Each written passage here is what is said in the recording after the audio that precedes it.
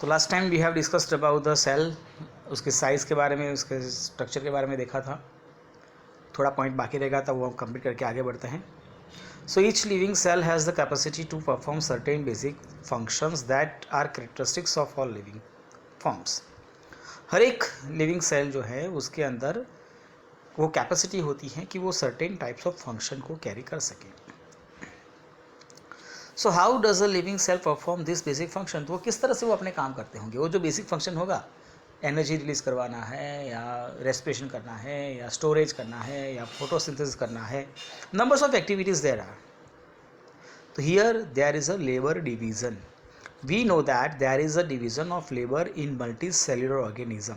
अगर हम बात करें मल्टी सेल्यूलर ऑर्गेनिज्म की बात करें, जैसे हम इंसान की बात करें, ह्यूमन की, तो उनके अंदर लेबर डिवीज़न होता है। In the sense labour division के अंदर आप देखिए तो अलग अलग ऑर्गन्स हैं, उनका अलग अलग फंक्शन है। फॉर एग्जांपल हार्ट हैं तो उसका ब्लड पंप करने का काम है, स्टमक है तो डाइजेशन का काम है, सपोज लंग है तो वो ब्रीथिंग का काम करते हैं। मतलब नंबर्स ऑफ एक्टिविटीज़ और they have, and for that we have numbers of organs. And similarly division of labour is also seen within a single cell in many cases. जिस तरह से हमारे बॉडी ऑर्गन के अंदर, हमारे body के अंदर लेबर डिवीज़न होता है, अलग अलग फंक्शन के लिए अलग अलग ऑर्गन्स हैं, उसी तरह से सेल के अंदर भी ऐसा ही कुछ होता है। In fact, each such cell has got certain specific components within it known as cell organelles. तो सेल के अंदर ऐसी छोटी छोटी ऑर्गेनल्स होती हैं जो अलग अलग फंक्शन के लिए स्पेशलाइज्ड होती हैं। And each kind such as making new material in the cell, clearing up the waste material from the cell, numbers of ऐसे सब एक्टिविटीज जो होती हैं उनके लिए इनके बॉडी में अलग अलग टाइप के ऑर्गेनल्स प्रेजेंट हैं। A cell is able to live and perform all its function because of these organelles, and these organelles together constitute the basic unit called cell. तो ये अलग अलग सेल, अलग अलग ऑर्गेनल्स जो होती हैं वो अलग अलग फंक्शन करने के लिए प्रिपेयर होती हैं, और ऐसे ही सभी ऑर्गेनल्स मिलकर एक सेल बनाती हैं। And it is interesting that the all cell are found to have the same organelles. भले सेल अलग अलग टाइप के हो लेकिन उनके अंदर ऑर्गेनल्स जो होती है वो सेम टाइप की ही होती हैं, no matter what their function is or what organism they are found in. ये इम्पोर्टेंस नहीं होता है कि वो किस ऑर्गन में, किस एनिमल के अंदर प्रेजेंट है या किस टाइप के फंक्शन को वो करना चाहते हैं, सभी के अंदर ये सेम टाइप की सेल ऑर्गेनल्स प्रेजेंट होती हैं। Now the next point is what is cell made up of. Cell किससे बना हुआ है, उसका स्ट्रक्चर और ऑर्गेनाइजेशन क्या है। So we saw above that the cell has the special components called cell organelles. And if we study a cell under a microscope, we would come across three features in almost every cell. तो हर एक cell के अंदर ये basic three components आपको देखने को मिलेंगे हर एक सेल के अंदर। Maybe it's plasma membrane, it's nucleus and cytoplasm. तो ये सब के अंदर होता है cell membrane, then after nucleus and then after cytoplasm. These three basic structures we can find in each and every cell.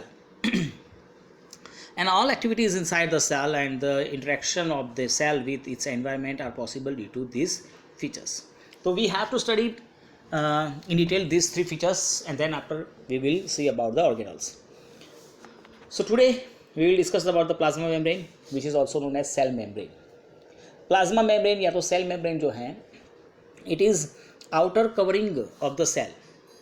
Cell का सबसे, जैसे हमारे बॉडी के आउटर कवरिंग स्किन है, और स्किन जैसे हमारे एक्सटर्नल एनवायरनमेंट से अलग रखने का काम करता है, उसी तरह से ये सेल मेम्ब्रेन भी सेल को एक्सटर्नल एनवायरनमेंट से अलग सेपरेट रखने में हेल्प करता है। द प्लाज्मा मेम्ब्रेन अलाउज और permits the entry and the exist of some material in and out the cell. तो ये जो प्लाज्मा मेम्ब्रेन है ये सेल के अंदर या बाहर आने जाने वाले जो मटेरियल्स हैं उसको वो परमिट करता है। मतलब वो जिसको एंट्री देगा उसी को एंट्री मिलेगी, परमिशन देगा उसी को एंट्री या एग्जिट मिलेगी। So it is also known as the selectively permeable membrane. तो प्लाज्मा मेम्ब्रेन या तो सेल मेम्ब्रेन को हम सिलेक्टिवली परमिएबल मेम्ब्रेन कह सकते हैं, क्योंकि वही है, यही मेम्ब्रेन है जो सेल के अंदर जाने वाले या बाहर आने वाले मटेरियल को कंट्रोल करता है या उसको परमिट करता है। तो ये कैसे होता होगा, how the material will enter into the cell और exit into from the cell.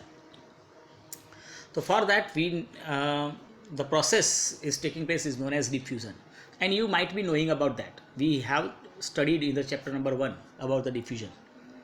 Diffusion is a simple process which can taking place the movement from higher concentration to lower concentration.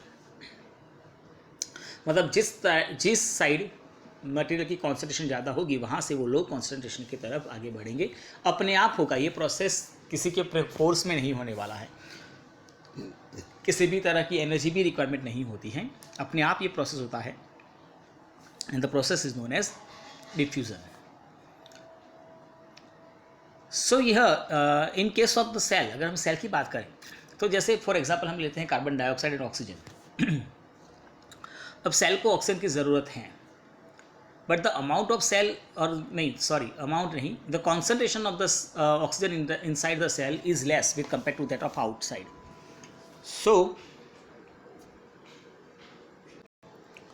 तो अगर कॉन्सेंट्रेशन की बात करें तो cell के अंदर oxygen की कॉन्सेंट्रेशन कम है, जबकि एक्सटर्नल एनवायरनमेंट में ऑक्सीजन की कॉन्सेंट्रेशन ज़्यादा है. I am using the word is concentration, not the amount guys. Remember, concentration की बात कर रहे हैं, बट ऑब्वियसली है कि बाहर ऑक्सीजन ज़्यादा ही होगा तो वो अमाउंट ज़्यादा हुआ. हम अमाउंट की बात नहीं करेंगे, हम कॉन्सेंट्रेशन की बात करेंगे. अब कॉन्सेंट्रेशन क्या है वो भी हमने चैप्टर नंबर 1-2 के अंदर देखा हुआ है, तो अब वो आप अगर नहीं आइडिया है तो एक बार वो चैप्टर पढ़ लीजिएगा. तो the concentration of oxygen is more in the external environment, and we can say that the concentration of oxygen is less inside the cell. So higher concentration to lower concentration, मतलब जहाँ ज़्यादा oxygen है वहाँ से वो कम concentration की तरफ आगे बढ़ेगा. And the oxygen move inside the cell. अब जब वो अंदर आ गया है, अंदर रिएक्शन होगा, जो भी जैसे एनर्जी रिलीज करने के लिए ऑक्सीजन यूटिलाइज होता है तो वो होगा. And in that case the carbon dioxide will be produce as a product. तो in the metabolic reaction, metabolic activities, cell produce carbon dioxide. अब क्या होगा, तो the concentration of the carbon dioxide is more inside the cell. अंदर जो cell की size है उसके हिसाब से कार्बन डाइऑक्साइड होना चाहिए उससे वो ज़्यादा है, जबकि बाहर कॉन्सेंट्रेशन उसकी कम है. Then the carbon dioxide will move outside the cell via diffusion. तो again the same process will taking place here. Oxygen will enter into the cell via diffusion and carbon dioxide will move outside from the cell via diffusion process. So this diffusion process plays a very important role in the exchanges of gases. Now in case of water, ये हमने gases के बारे में बात किया, water के अंदर भी यही होता है. Water also obeys the laws of diffusion, but in the case of the movement of water, the process is known as osmosis. So the movement of water molecules through such a selective permeable membrane is called osmosis. तो ये osmosis है. Osmosis और diffusion are the same process, higher concentration to lower concentration, but osmosis water और liquid के related word use किया जाता है. So the movement of water across the plasma membrane is also affected by the amount of substance dissolve in water. अब समझो कि ये water की मूवमेंट किस तरह हुई, तो वो डिपेंड होता है कि कितने सॉल्ट्स उसके अंदर वाटर के अंदर डिजोल्व है. जितना ज़्यादा उसके अंदर अमाउंट ऑफ सॉल्ट या एनी सब्सटेंस डिजोल्व होगा उतना ही वाटर की कॉन्सेंट्रेशन कम की जाएगी. सॉल्ट की कॉन्सेंट्रेशन या अमाउंट की कॉन्सेंट्रेशन ज़्यादा होगी, लेकिन वाटर की कॉन्सेंट्रेशन हम कम कहेंगे. Thus osmosis is the passage of water from a region of high water concentration through a semi-permeable membrane to a region of low water concentration. So again I am telling you guys, I am using the word is water concentration. See, water concentration मतलब क्या हुआ कि पानी ज़्यादा होगा तो हम बोलेंगे वाटर कॉन्सेंट्रेशन, अगर सॉल्ट ज़्यादा है तो बोलेंगे सॉल्ट कॉन्सेंट्रेशन. तो here the movement of water is taking place from higher water concentration to lower water concentration. So we have here 3 different types of the solution and different types of the solution. See, so we have if we put the cell, animal cell or plant cell into a solution of sugar or salt solution. Salt solution या sugar solution में हमने इस cell को रखा हुआ है.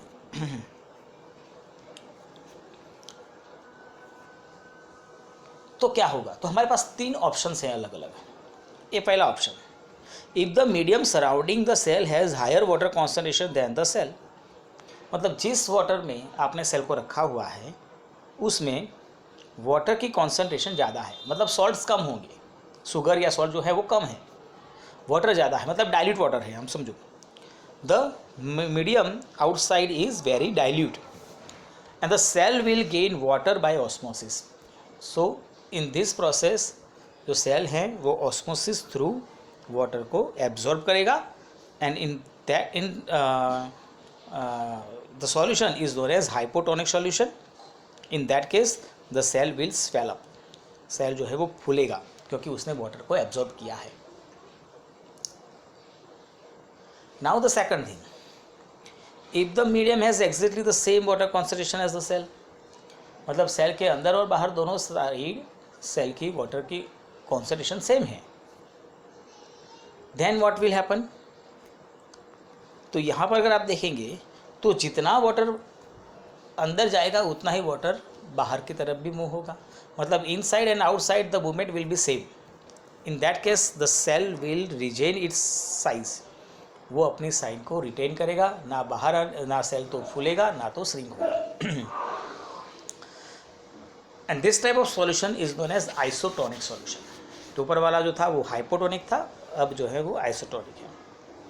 And if the medium has a lower concentration of water then the cell, अब cell की कंपेयर में बाहर मीडियम है उसकी वाटर कॉन्सेंट्रेशन ज़्यादा है, मतलब हमने कॉन्सेंट्रेटेड वाटर ले लिया है जिसके अंदर सॉल्ट क्या शुगर की अमाउंट ज़्यादा है।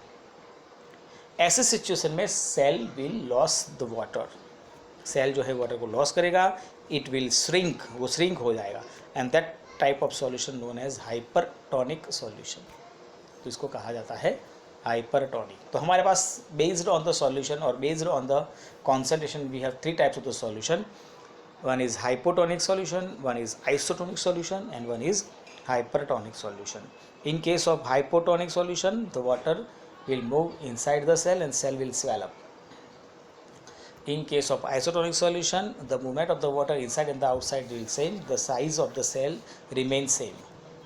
And in the hypertonic solution, the water is concentrated, उसके अंदर सॉल्ट्स की अमाउंट ज़्यादा है, मतलब कि water will losses by the cell, cell will shrink and that type solution known as hypertonic solution. So here osmosis is a special case of diffusion through a selectively permeable membrane. ठीक है, तो ये एक diffusion ही है, but here we know that by the name of osmosis. उसके regarding we have given 1 and 2 activities, just आपको वो रीड कर लेनी है, फिर हम आगे देखेंगे नेक्स्ट टाइम.